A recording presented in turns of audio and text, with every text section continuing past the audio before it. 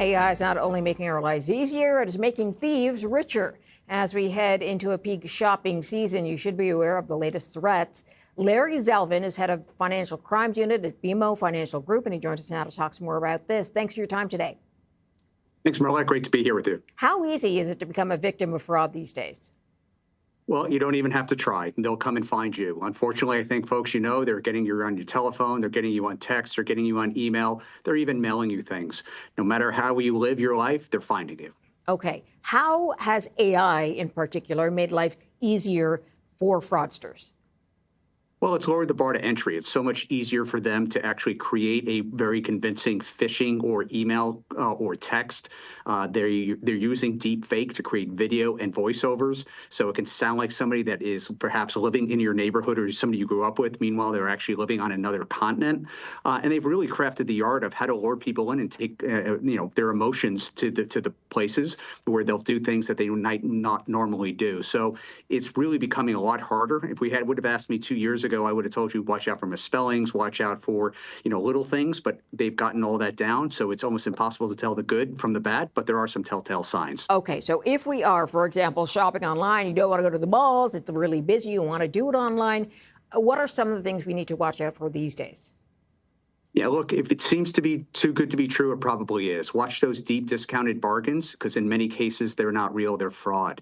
Be careful of sites that are not reputable or that are rather new. I'm not putting down TikTok, but if you're going to buy something on some social media sites that's not part of an application or a website that's trusted, just make sure you're being very careful before you pass any of your credit card information or any of your payment information. The last thing I would say is if you're really not sure, you maybe want to do some research, but the biggest advice I can give people is just slow down. Think about what you're doing, and before you give out your personal identifiable information, before you give out your payment information, before you give out any two-factor authentication, make sure that you're doing it to somebody who's not about to take advantage of you. So, Larry, that's part of the problem, right? Is that there are so many retail sites now that we might have known the big players back in the day, but these days you can go anywhere in the world and shop for almost anything. So if you're on a site, is there an indication that it's not real? What else could you watch out for? Yeah, as I said, you've just got to be very careful in watching. And again, you should shop online. I'm not saying that you shouldn't do that. You absolutely should. But what you've got to be really careful about is if all of a sudden you're on a new site, or if it looks a little bit different, if you had to click on a different link or an attachment to get there, or you had to install some new application, those are telltale signs. If you are using applications that you've always used, hey, the website is about right, those are all good things. But if you're going to anything new, you want to have a higher level of vigilance. You may want to do some research, Google, Better Business Bureau.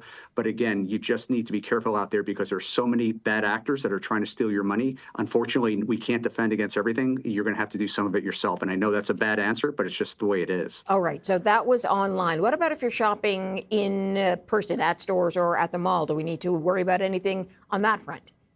You do. I would recommend not using public Wi-Fi unless you want to check sports or news. But if you're going to do anything around payment information, anything that it gives your username, password, anything that's personal, don't use public Wi-Fi.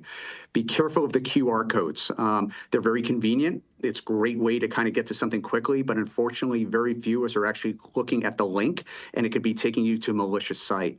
The last thing is, and folks, this is the most scary part, there is some technologies now that if you're in a tight space, albeit a train station, a bus station, or even out shopping, somebody bumps into you. Unfortunately, there are these electronic devices that can break into your phone and steal your payment information. So you may need to take a closer look at your bank accounts and your credit card information if that happens, because you may need to turn off your credit card system or notify your financial institution sooner if you're seeing frauds. Okay, is there any way to stop that from happening? I mean, are we at a point where we shouldn't have our payment information on our phones?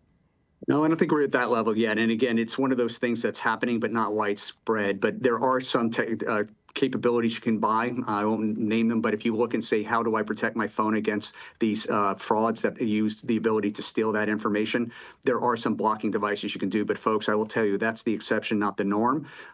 So please don't overreact to it, but it is something that you're going to need to be aware of. And again, if you get bumped, you may want to just take a closer look at your credit card information and your banking information to make sure that nothing is wrong over the next 48 hours. All right, Larry. So last piece of advice, part of it was you said slow down, but just give us the last piece of advice for people who are going to start their shopping.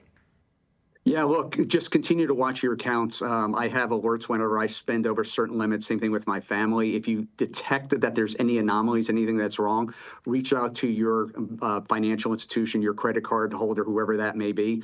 The sooner you can get with those folks, the sooner you can get with us, the better you will be. We'll notify law enforcement. Canadian Anti-Fraud Center is a great site to go to.